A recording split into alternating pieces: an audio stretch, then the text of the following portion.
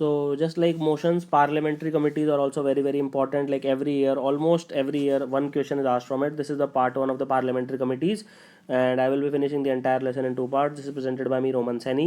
And if you feel these courses are helping in any way, do give it 5 star and do share it as much as possible.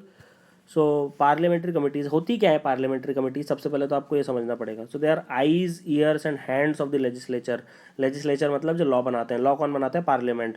And sometimes they become the brain of the house also. आप समझ रहे हो? So they are like basically they are the source of information and they are the processing power house. इनके basis पे ही सारे decision लिए जाते हैं. थॉमस रीड की ये कोट है. So what are parliamentary committees? So they are the responsibilities of Indian parliament. They are very very diverse, just like the nation, because we have lot of diversity. So we have lot of parliamentary committees, and as an executive body, parliament tackles multiple issues within a stipulated time period. अब आपको time पे भी करना पड़ेगा ना सब कुछ. ऐसा तो नहीं कि 10 साल तक कमेटी बिठा के रख दी. So because the number of the the parliament का टाइम बहुत लिमिटेड है. So that's why parliamentary committees come in to play, and they are set up not only to take care of critical tasks but also to provide necessary guidance and suggestions to the government while formulating long term policies. Is it clear? तो वो सब कुछ ध्यान में रखती है. And they contain smaller groups of MPs like 5, 10, 15 इस type से, and they allow the parliament to perform several functions simultaneously. आप समझ रहे हो? So even when parliament is not functioning, the parliamentary committees run in the background और वो सब काम चलता रहता है. And it allows for detailed investigations and discussions. They allow in-depth review of the policy matters or the bills and findings of committees meetings, informed debates and conclusions on the floor of the house. Is it clear? तो ये सारे role and responsibilities and definitions of parliamentary committees है. अब देखते हैं basic purpose of parliamentary committee. Obviously अगर आपकी कोई कमेटी है तो उसका बेसिक रोल क्या होता है, वो डिटेल में जा सकते हैं. मान लो यूपीएससी की एज कम हो रही है, ज़्यादा हो रही है, तो उसमें कमेटी बिठा दी आपने, तो वो क्या करेगी? वो डिटेल में देखेगी पूरा प्रोसेस की सही है कि गलत है. और वो सबके पास टाइम तो होगा नहीं उसको करने के लिए. So they will bring efficiency and transparency. And obviously अगर आपका कोई एक्सपर्ट है, कोई लीगल है, मान लो कोई किसी की डेथ पे आपको कमेटी बिठानी है, तो आप डॉक्टर्स बुला सकते हो. पार्लियामेंटेरियंस के पास तो नॉलेज नहीं होगी. So expert knowledge can also be acquired. मान लो कि किसी को गोली लगी है 1 किलोमीटर दूर से, तो आप फॉरेंसिक एक्सपर्ट्स को बुला सकते हो, आप डॉक्टर्स को बुला सकते हो, आप जो गन स्पेशलिस्ट हैं उनको बुला सकते हो, या आप फॉरेंसिक जो लीगल बैलिस्टिक एक्सपर्ट्स हैं, फिजिसिस्ट, सबको बुला सकते हो. So members of opposition get chance to participate. यहाँ पे मान लो कि पूरी सरकार ही सिर्फ आपकी जो प्रो गवर्नमेंट वाले जो MPs हैं वो ही चलाते रहेंगे तो नहीं होगा. So all the opposition members are also part of the committees and discussion happens about the party lines. इसमें कोई पार्टी पॉलिटिक्स नहीं होती, and they are completely unbiased and objective. Common characteristics of parliamentary committees क्या होता है? Focal points for legislation and oversight. This is the most common point. एक मतलब हमेशा फोकस होता है कि law law law law. They are again not the decision making bodies. ठीक है, कभी भी ये डिसीजन नहीं लेते, एक्सेप्ट कोई इंटरनल प्रोसीडिंग चल रही है वो अलग बात होती है, लेकिन they are never the decision making. ठीक है, so just remember that. And they report the recommendations and conclusions to the chamber for decision.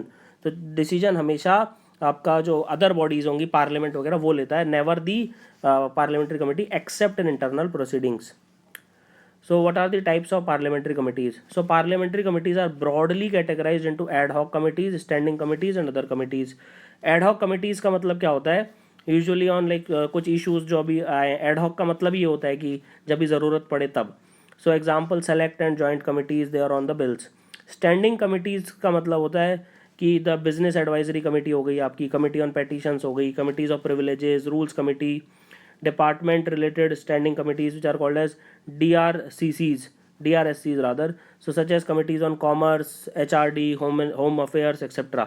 So these are the standing committees. Now other committees include committees on estimates, very very important, committees on public undertakings, committees on public accounts, business advisory committee, committee on private member bills of resolutions, committees of privileges, again important, committee on petitions, committee on the welfare of SCs and STs, committee on empowerment of women. So these are the other committees which are important. So just get familiarize yourself which of the following is a parliamentary committee. It can also be asked sometimes. So what are ad hoc committees? Ad hoc committees, they review particular policies or bills. ठीक है, so that is the most important point, and they dissolves when work is complete. Ad hoc का मतलब होता है जुगाड़, जब ज़रूरत पड़े तब आ गए, जब ज़रूरत नहीं है तो नहीं आए. ठीक है, जैसे अपने बारिश होती है तो ऊपर जो बांध देते हैं जो जो टार्प बोलते हैं जिसको, ठीक है, तो जब बारिश होती है तो उसको हटा देते हैं. So it is not a permanent. So there are example select and joint committees on bills, and the parliament can refer a bill to a select committee or to a joint parliamentary committee of both the houses. ठीक है, Now the committee is formed only when motion is adopted by one house and supported by the other. This is again very very important. And joint parliamentary committee can obtain documents, written and oral evidence of experts, public bodies, associations, individuals or interested parties suo motu or the request made by them. Okay. Now the first joint committee was in August 1987 to investigate the Bofors scandal. Okay, Rajiv Gandhi government, everybody knows about it. And latest was like chopper scam, आपने सुना ही होगा, VVIP. So these are the ad hoc committees. Then you have standing committees which are the permanent. Standing का मतलब जो हमेशा खड़ी रहती हैं, जो हमेशा होती हैं. So their functions and composition like rules of the house. Membership is always for the entire term of the parliament. अगर एक बार बन गए तो 5 साल तक रहोगे या जब तक पार्लियामेंट है. Unlike the ad hoc committees, standing committees are permanent and regular. समझ में आ रहा है? एड हॉक का मतलब होता है जुगाड़, अभी ज़रूरत तो आ गई, अभी ज़रूरत नहीं है तो हट गई. Standing committees are always permanent, they are regular. Again they are constituted from time to time as per the provisions of act of parliament और रूल्स ऑफ प्रोसीजर. ऑब्वियस सी बात है, सीधी सी बात है. And both the Rajya Sabha and of their own. And ना तो DPC departmentry related standing committees. So basically this is sorry like this is DRSC. So in 1993 there were 17 DRCs and currently there are 24 DPCCs. Okay, and all the ministries, departments of the government of India are covered by these committees, and all of these have 31 members. और बहुत simple है, ratio में ही है 21 from Lok Sabha because Lok Sabha has like more than twice the number of Rajya Sabha and 10 are from Rajya Sabha. Then you have financial standing committees, like basically they deal with financial affairs, and 3 important committees of them are public accounts committee. इसका क्या काम होता है? जितनी भी expenditure report होती हैं और accounts which are under the purview of the parliament, they take care of that. Then you have estimates committee which analyzes the expenditure and revenue estimates of various departments. And then you have committees on public undertaking which analyzes the accounts and workings of the public sector firms. Okay. Then you have public accounts committee. इसमें क्या होता है? It is a standing committee. Again, it was set up in 1921 under the GOI Act of 1919. That is Montagu-Chelmsford reforms. It consists of 22 members. से बहुत बार पूछा जाता है. Please remember 15 Lok Sabha and 7 from Rajya Sabha. And members are elected by the parliament every year from amongst its member according to the principle of proportional representation by means of single transferable vote. ये तो सबको पता ही होगा. ठीक है. And thus all the parties get due representation in it. ठीक है. Just tell me which other constitutional dignitary is selected by using this election method. And finally, like term of the office of the member is just 1 year, and a minister cannot be elected as member. ये बहुत पूछा जाता है. The chairman of the committee is appointed by the speaker from amongst its members. Again remember that. And convention is chairman is always from the opposition party. convention होता है. ठीक है. customs होता है. What is the function of public account committee? To examine the annual audit reports of the comptroller auditor general which are laid before by the parliament by the president. There are 3 audit reports. Audit reports on appropriation account, finance account and public undertaking. So ये तीनों के तीनों नाम याद रख लेना, MCQ में पूछ सकते हैं. Again I am repeating, appropriation account, finance account and public undertaking. So in next lesson we will continue discussing the parliamentary committees and will finish it. Thank you for watching this lesson. Have an awesome day. Hey guys, what's up? So I hope you have seen the part 1 of the parliamentary committees. So this is the part 2 in the parliamentary committees, and it will finish all the important parliamentary committees which you need to know for all the government examinations, specifically UPSC CSC. This is presented by me, Roman Saini. So let's get started. So let's deal with estimates committee. Basically it is again a standing committee. सबसे पहले मैंने आपको difference समझा दिया. एक होती है ad hoc committee, मतलब जुगाड़ू, जो कि ज़रूरत पड़ने पे जो आती है. When need be it will come in the picture. Then there are standing committees which are always standing. Standing मतलब जो खड़ी रहती है, मतलब परमानेंट. सो एस्टिमेट्स कमेटी में सबसे इंपॉर्टेंट क्वेश्चन जो बनता है, there is no member from Rajya Sabha. All the 30 members there are from Lok Sabha only. Rajya Sabha has 0 representation in this committee. This is the most important question. Then members are elected by the Lok Sabha every year. It's fix नहीं होता, 5 साल के लिए नहीं होता. From amongst is member, just like PAC. ठीक है. Now term of office is 1 year. यहाँ पे लिखा ही every year. So a minister can not be elected as a member of the committee. Again very very important. And the chairman of the committee is like by the speaker, and it is from always from the ruling party. ये convention होता है. ठीक है. So function क्या होता है estimates committee का? To examine the estimates included in the budget and suggest economies in public expenditure. ठीक है. That is continuous economy committee.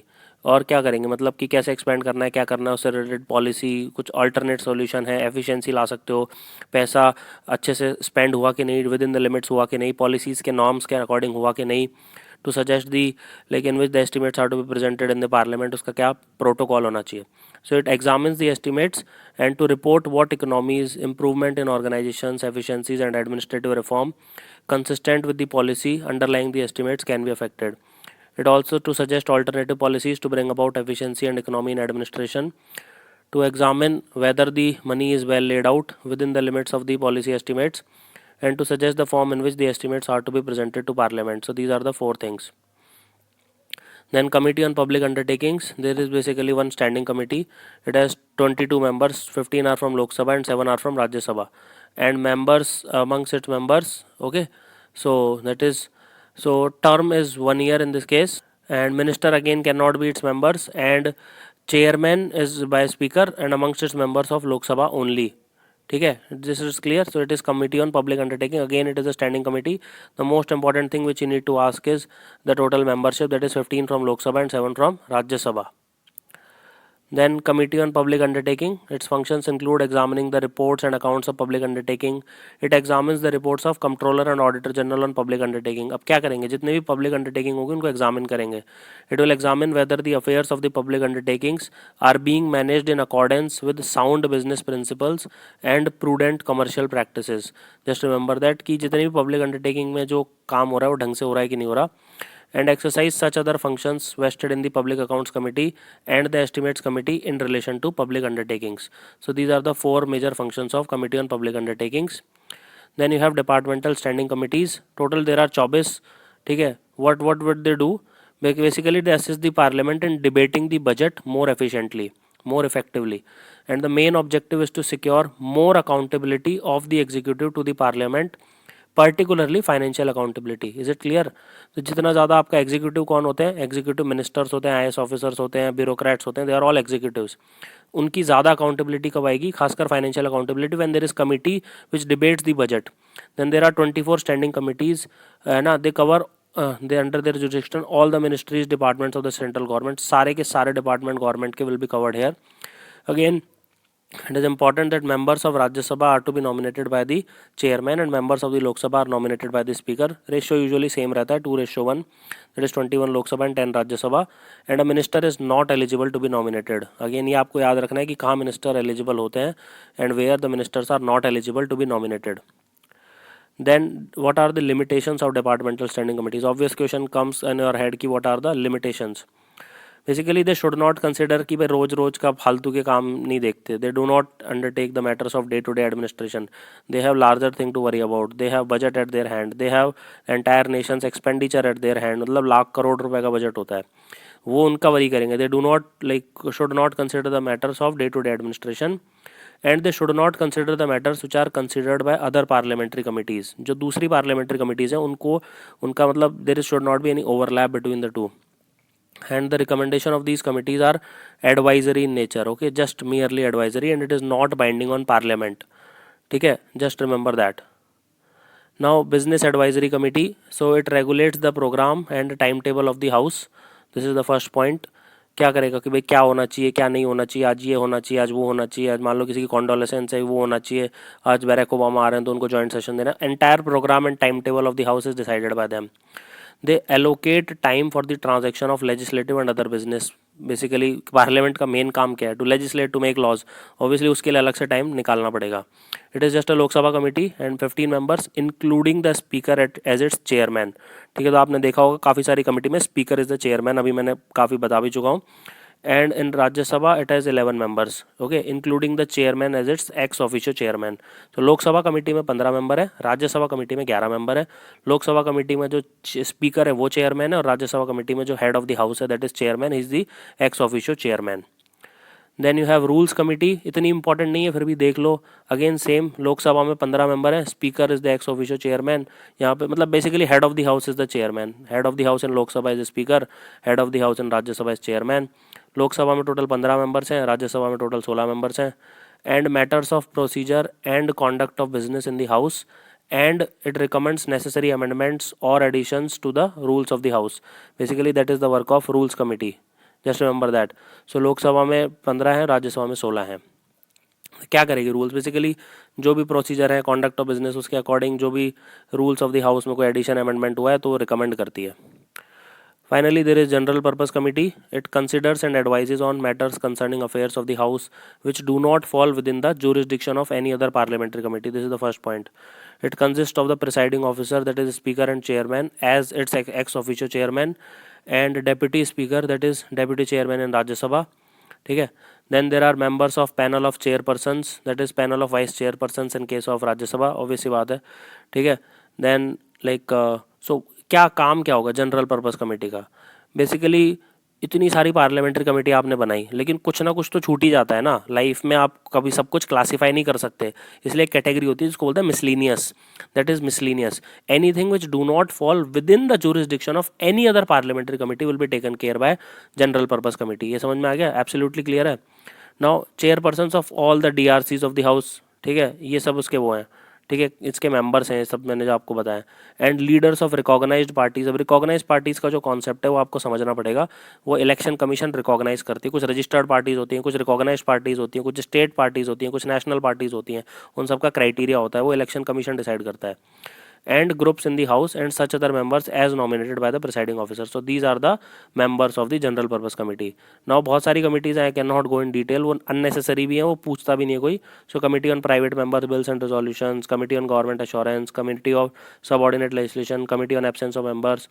So ये इंपॉर्टेंट नहीं है. एक जो लास्ट वाली है जो थोड़ा बहुत इंपॉर्टेंट है, that is committee on welfare of schedule caste and schedule types. Again this importance ऐसे नहीं बोल रहे इनका काम इंपॉर्टेंट नहीं है, it's because of the exam point of view जो नहीं पूछी जाती. So it has 30 members, 20 Lok Sabha and 10 Rajya Sabha. Basically वही 2:1. To consider the reports of National Commission of Scheduled Caste and National Commission of Scheduled Tribe. आपने देखा होगा दोनों की दोनों they are constitutional body now by the way. पहले एक ही होती थी, Scheduled Caste and Scheduled Tribe की एक ही होती थी, अब दो अलग अलग है. And to examine all the matters relating to the welfare of scheduled caste and scheduled tribes, like implementation of constitutional and statutory safeguards, working of welfare program, etc. etc. तो ये जितने मेरे दो वीडियो हैं, पार्ट 1 और part 2, ये total करीब आपके 17-18 मिनट के हैं. अगर आप ये दोनों देख लोगे, most of the parliamentary committees related questions will be covered, almost 95% guarantee. Thank you for watching this lesson. Have an awesome day.